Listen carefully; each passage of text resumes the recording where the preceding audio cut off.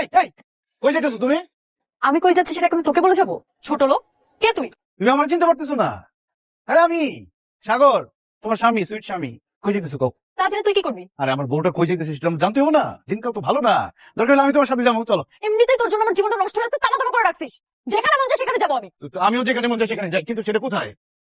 জাহান্নামে যাবো। অসম্ভব, আমার বউ জাহান্নামে যাবে আমি জানি দিব না। আমি তোকে জান্নাতে নিয়ে যাবো, আসো আসো বাসায় আসো। বুঝাবো না, স্বামীর অধিকার আজকে আদায় করে ছাড়বো। শ্বশুরের পারমিশন আছে। এই এই তুই আমার মেয়ে কি করিস? তো সাহস দিন দিন বেড়ে চলেছে, এক করে বের হ। আমি চিন্তা করি যে আমার বউ এই রুমে ঘুমায়, আমিও এখন থেকে এই রুমে ঘুমাবো, তোমার জড়ে ধরে ঘুমাবো, আসো। এই জড়াই জড়াই ধরে ঘুমাবো মানে? জড়াই ধরে ঘুমাবো মানে? তোদের মতো লোভীকে আমি চিনি না।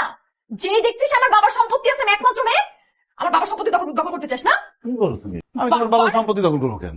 তোমার ভালোবাসি, তোমার সাথে সারা জীবন থাকতে চাই। তোর ভালোবাসা তুই তোর কাছেই রাখ। আমার বাবা মা সহজ সরল দেখে বোকা বানাতে পারছিস, কি মনে করছিস আমিও বোকা হবো?